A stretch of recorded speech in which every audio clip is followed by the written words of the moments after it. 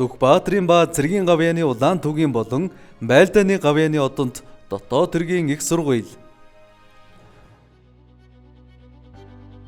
Түүхийн хураангуй.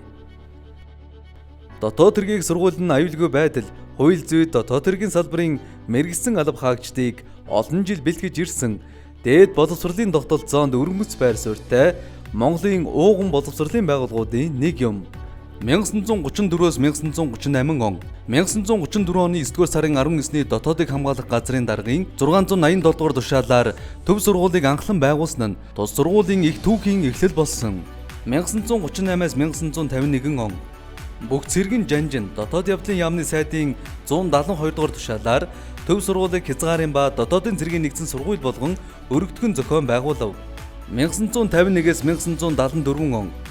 Цагдын сэргийлэх байгууллагыг хууль зүйн дээд боловсролтой офицеруудаар бэхжүүлэх зорилготой хууль заазын ангийг Жанжин Сүхбаатарын нэрэмжит цэргийн ерөнхий дээд сургуулийн бүрэлдэхүүнд сургалтын үйл ажиллагааг явуулж байв. 1974-өөс 1982 он нийгмийг аюулаас хамгаалах яамны сайдын тушаалаар цэргийн тусгай дунд сургуулийг хорооны эрхтэйгээр зохион байгуулав. 1982-оос 1990 он Монгол Ардын Хувьсгал намын улс төрийн төвчөөний тогтоол нийгмийг аюулаас хамгаалах яамны сайдын 856 дугаар тушаалаар цэргийн тусгай дунд сургуулийг нийгмийг аюулаас хамгаалах яамны цэргийн дээд сургууль болгон нэгтгэлийн эрхтэйгээр өөрчлөн зохион байгуулав.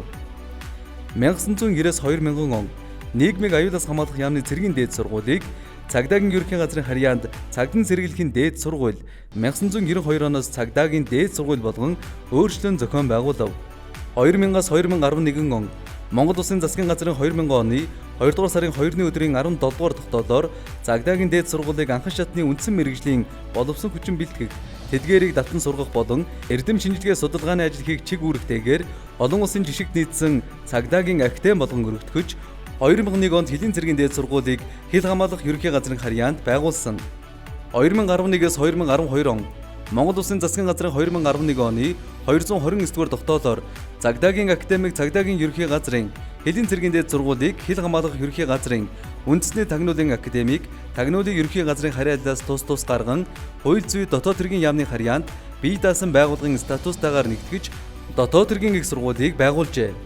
Энэ үеэс эхлэн их сургуулийн бүрэлдэхүүн сургуулиудыг байгуулах, эрдэм шинжилгээ сургалтын үйл ажиллагааг хангах суурь нөхцөлийг бүрдүүлж эхэлсэн юм. 2012-оос 2019 он Монгол Улсын засгийн газрын 2012 оны 87 дугаар тогтоолоор дотоод хэргийн их сургуулийг хууль сахиулахын их сургууль болгон өөрчлөн зохион байгуулсан. 2019 он засгийн газрын 2019 оны 4 дугаар сарын 17-ны өдрийн 152 дугаар тогтоолоор хууль сахиулахын их сургуулийг дотоод хэргийн сургууль болгон өөрчлөн зохион байгуулсан. Их сургуулийн алсын хараа шудраг өсөг дэлгэрүүлэгч Азийн тэргүүлэгч их сургуулийн жишигт хүрнэ.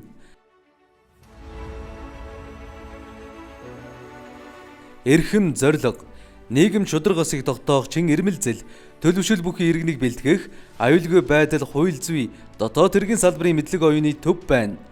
Дотоод хэргийн их сургууль нь хөгжлийнхөө түүхэн хугацаанд аюулгүй байдлыг хангах, дотоод хэргийн салбарын 60 гаруй мянган албан хаагчийг бэлтгэж, төгсөгчд маань эх орныхоо өнцөг булан бүрт гэмт хэрэгтээ тэмцэх, нийтийг хэв журам хамгаалах, олон нийтийн аюулгүй байдлыг хангах, улсын хил хамгаалах, шүүхэн шийдвэр гүйцэтгэх, шинжилэн магдлах, гамшигтай тэмцэх, авран хамгаалах ажиллагааг нэр төртөө хэрэгжүүлсээр ирлээ.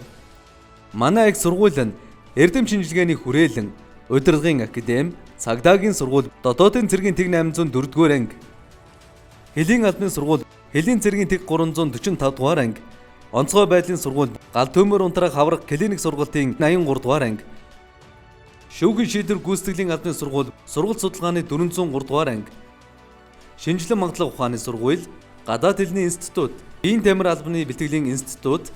эрх зүйн нийгмийн ухааны сургууль, ахлагч мэргэжлийн боловсролын сургууль, ахлах сургууль гэсэн бүрэлдэхүүн болон харьяа 12 сургууль, бусад албадын дэмжлэгтэйгээр мэргэжлийн сургалт, дэд бакалавр, магистр, докторийн шатлсан сургалтын 53 хөтөлбөр хэрэгжүүлж 30 гаруй чиглэлээр эрдэм шинжилгээний үйл ажиллагаа явуулж байна. Түүнчлэн эрдмийн болон захирлын зөвлөл, магистр, докторийн зэрэг хамгаалуулах зөвлөл, профессорын судалгааны багуудыг байгуулан эрдэм шинжилгээ сургалт үйлдвэрлэлийн нэгдлийг хангах чиглэлээр тогтвортой үйл ажиллагааг явуулдаг үндэсний хэмжээний их сургууль болон өргөжөөд байгаа юм. Их сургууль нь бакалаврын цагдаа судлал, Хэлс судлал, шүүхэн шийдвэр гүйцэтгэл, шинжилэн магадлах үе, онцгой байдал, гамшиг судлал, эрх зүй, шалган нэвтрүүлэх үйл ажиллагаа, дотоодын зэрэг судлал, магистрийн гэмт явдал судлал, хууль сахиулах удирдлага, онцгой байдал, гамшиг судлал, хэл судлал, шинжилэн магадлах үе, докторийн гэмт явдал судлал, цагдаагийн стратеги, шүүхэн шийдвэр гүйцэтгэлийн стратеги, эрх зүй зэрэг 19 хөтөлбөрийг маглан итгэмжлүүлж, нийт хөтөлбөрийн 51% чанарын баталгаажуулалтыг хийлгэн, байгууллагын маглан итгэмжлийн шалгуур шаардлагыг 3 дахь удаага ханган гэрчилгээгээ авсан. Мөн 2021 оноос ахлагч мэргэжлийн боловсролын сургууль нь хөдөлмөрийн нийгмийн хамгааллын сургалт үнэлгээ судалгааны институттай хамтран мэргэжлийн боловсрол сургалтын байгууллагын төгсөгч мэргэжлийн ур чадвар эзэмшсэн иргэний мэргэжлийн түвшин гүнэлж баталгаажуулах хөндлөнгийн шалгалт зохион байгуулах журмын дагуу мэргэжлийн мэдлэг, ур чадвар, мэргэжлийн түвшин гүнлэн төгсөгчдөд гэрчилгээ олгож байна. 2021 онд дотоод хэргийн сургуулийн үйл ажиллагаанд олон улсын стандарт нэвтрүүлэх төслийг хууль зүйн дотоод хэргийн яамны дэмжлэгтэйгээр хэрэгжүүлж, их сургуулийн үйл ажиллагаанд олон улсын ICO 9001/2015 чанарын менежментийн тогтолцоо, ICO 21001/2018 боловсролын байгууллагын менежментийн тогтолцоо, ICO 31000/2011 эрсдлийн менежмент, ICO 45001/2018 хөдөлмөрийн аюулгүй байдал, эрүүл ахуйн менежментийн стандартуудыг нэвтрүүлсэн. Олон улсын ISO ISC 27001/2022 мэдээллийн аюулгүй байдлын менежментийн тогтолцоо стандартыг хэрэгжүүлэхээр зөвлөх үйлчилгээ авч ажиллаж байна. Багшлах бүрэлдэхүүний 40.5% нь доктор, 59.5% орчим хувь нь магистрийн зэрэгтэй тусыг сургууль нь жилд дунджаар 5000 орчим сурвалжлагчдыг сургаж дадлгажуулдаг. Сургалтын орчин нөхцөл. Монгол Улсын их хурлын 2020 оны 52 дугаар тогтоолоор баталсан Алсын хараа 2050 Монгол Улсын урт хугацааны хөгжлийн бодлогын баримт бичигт дотоод хэргийн их сургуулийн шинжилгээ магадлах ухаан, инновацийн чадварыг нэмэгдүүлнэ гэж заасны дагуу их сургуулийг хотхон хэлбэрээр хөгжүүлэх зорилт дэвшүүлэн ажиллаж байна. Энэ үйл ажиллагааны хүрээнд 1200 сонсогч сурвалжчдад зэрэг үйлчлэх хүчин чадалтай спорт зохицолбор номын сангийн барилгыг ашиглалтанд оруулж 3500 гаруй суралцагчийн сургалт, эрдэм шинжилгээний үйл ажиллагаа чанарт ахиц гарах нөхцөлийг бүрдүүлэн онцгой байдлын салбарын хүний нөөцийн мэргэжлийн ур чадвар, мэдээллийг дээшлүүлэх чиглэлээр Галтөмөр унтраах аврах 4-р зэрэглэлийн клиник сургалтын анги, ердийн 4 зам бүхий 25 м урттай, 8 м өргөнтэй, 2.5 м гүн усны гүнээс аврах ажиллагааны сургалтад зориулсан 4 м гүн 2 бассейнд явуулах болсон. Хууль зүйн дотоод хэргийн яамны дэмжлэгтэйгээр дотоод хэргийн сургуулийг хотхон хэлбэрээр хөгжүүлэх, техник, эдийн засгийн үндэслэлийг боловсруулахад шаардлагатай санхүүжилтийг Монгол Улсын засгийн газраас шийдвэрлэж өгсөний үр дүнд Хэлийн албаны сургууль, ахлагч мэргэжлийн боловсролын сургуулийн барилга, тусгай хүчний сургууль болон танхимын бус сургалт явуулах зохиомжтой орчин бүхий зохицуулбар, шинжлэх ухаан, инновацийн төв, оюутны байрны барилга байгууламжуудыг шинээр барьж байгуулахаар төлөвлөж байна. Үүнээс олон улсын стандартад нийцсэн 18950 м квадрат талбай бүхий 400 м дөрвөн игнээ гүйлтийн замтай, сагс, волейбол, теннис, гимнастикийн талбайтай, албаны бэлтгэлийн саадтай зурвас болон 1138 үзэгчийн суудалтай хөл бөмбөгийн талбай бүхий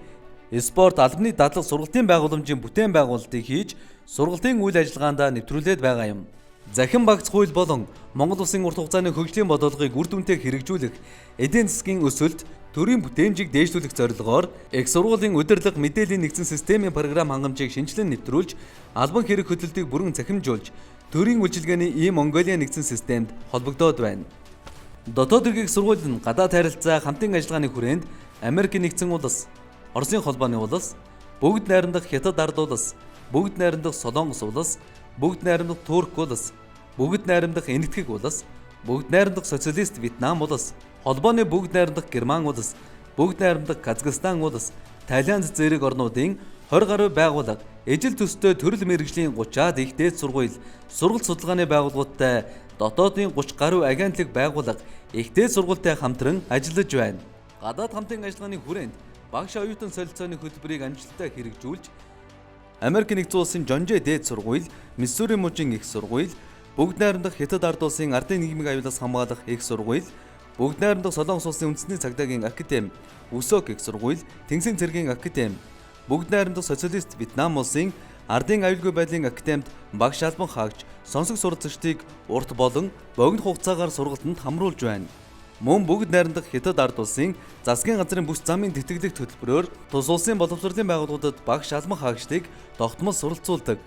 Бүгд найрамдах Солонгос улсад нэгдсэн үндэсний байгууллагын энхийг дэмжих үйл ажиллагаанд бэлтгэх цагдаагийн дамжаад албан хаагчдыг хамруулан сургасан.